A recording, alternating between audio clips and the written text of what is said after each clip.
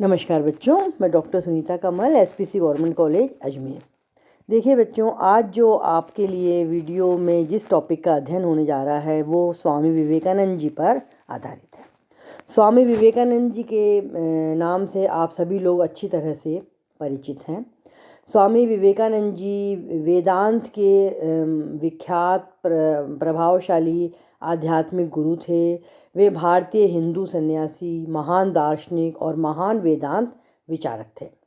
उन्होंने उनका जो वास्तविक नाम था वो नरेंद्र नाथ दत्त था। उन्होंने अमेरिका स्थित शिकागो में सन 1893 में आयोजित विश्व धर्म महासभा में भारत की तरफ से सनातन धर्म का प्रतिनिधित्व किया था। भारत का आध्यात्मिकता से परिपूर्ण वेदांत दर्शन अमेरिका और यूरोप के हर एक देश में स्वामी विवेकानंद की वक्रता के कारण ही पहुंचा था। उन्होंने रामकृष्ण मिशन की स्थापना की थी, जो आज भी अपना काम कर रहा है। वे रामकृष्ण मिशन परमहंस के सुयोग्य शिष्य थे। उन्हें 2 मिनट का समय दिया गया था और उन्होंने जो वहाँ सर्वधर्म सम्मेलन में जो भाषण दिया था, शायद आप सब लोग उससे परिचित होंगे, नहीं तो मैं एक बार आपको बता देती हूँ कि उनको कहा आप 2 मिनट में जो बोल सकते हो बोलो। तो उन्होंने प्रमुख रूप से उनके जो भाषण की शुरुआत थी वो थी, मेरे अमेरिकी बहनों एवं भाइयों के साथ करने के लिए जाना जाता है। उनके संबोधन के इस प्रथम वाक्य ने सबका दिल जीत लिया था। उससे उनका बहुत अधिक प्रभाव पड़ा और आज तक उनके इस वाक्य को सब लोग याद करते हैं कि अमेरिका के सर्वधर्म सम्मेलन में स्वामी विवेकानंद जी ने ऐसा क्या बोला 2 लाइन में कि उससे पूरा विश्व जो था वो प्रभावित हो गया। तो आपको बताया मैंने, उन्होंने एड्रेस ही ऐसे किया था, मेरे भाइयों और बहनों।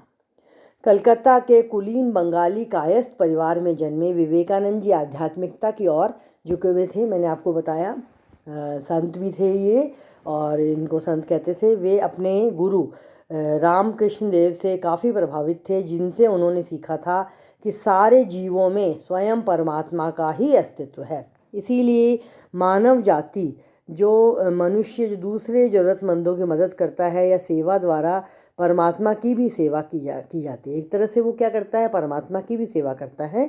रामकृष्ण की मृत्यु के बाद विवेकानंद ने बड़े पैमाने पर भारतीय उपमहाद्वीप का दौरा किया और ब्रिटिश भारत में मौजूदा स्थितियों का प्रत्यक्ष ज्ञान हासिल किया। बाद में विश्व धर्म संसद 1893 में भारत में जो प्रतिनिधित्व किया, जो मैंने अभी आपको बताया, उससे भी उनका काफ़ी नाम हुआ।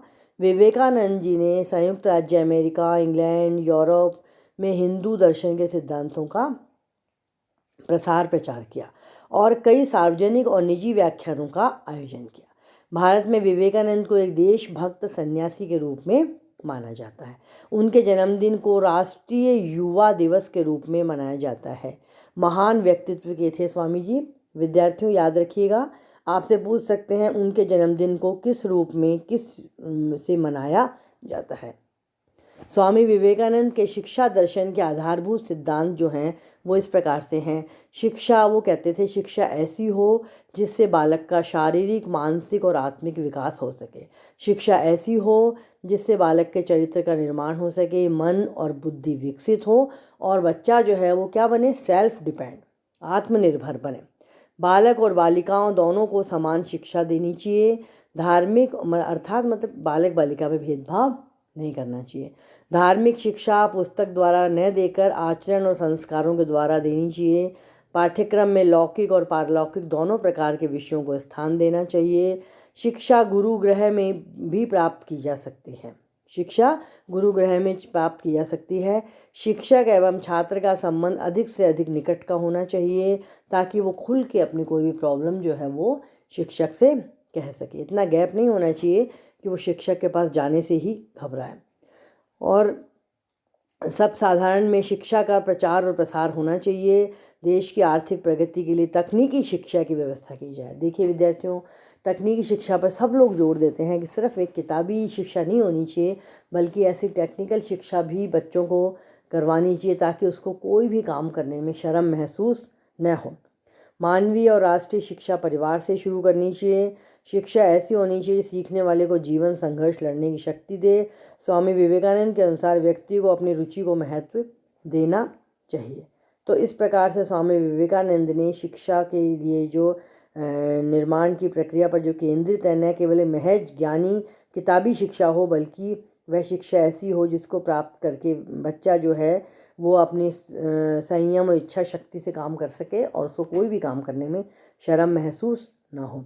स्वामी विवेकानंद के शिक्षा पर विचार मनुष्य निर्माण की प्रक्रिया पर केंद्रित है, न कि केवल किताबी ज्ञान पर ही आधारित है।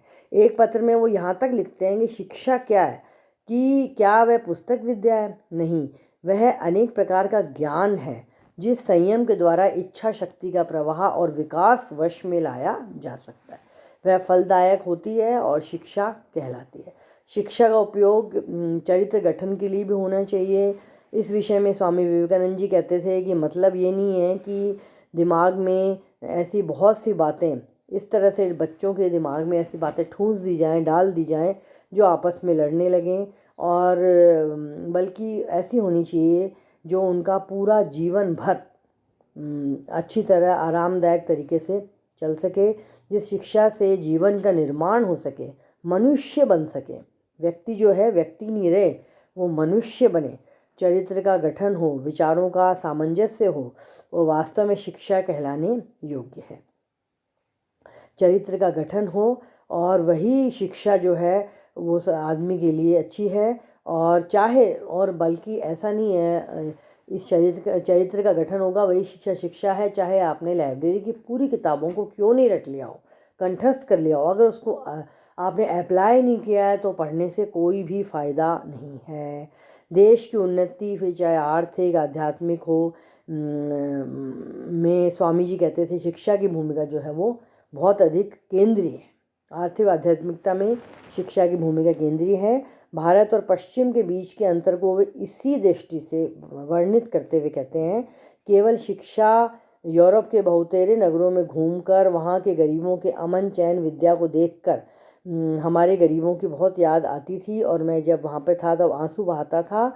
लेकिन उनका ये विचार है कि उपयुक्त शिक्षा के माध्यम से व्यक्ति की पर्सनैलिटी का पूरी तरह से विकास होगा और चरित्र की पूरी उन्नति होगी। इस प्रकार से स्वामी विवेकानंद जी के अनुसार ये विचार जो हैं बहुत अधिक, उन विचारों से हम आज भी मतलब कह सकते हैं कि वो प्रासंगिक हैं, और आज भी हम सब उनके विचारों से लाभान्वित हो सकते हैं।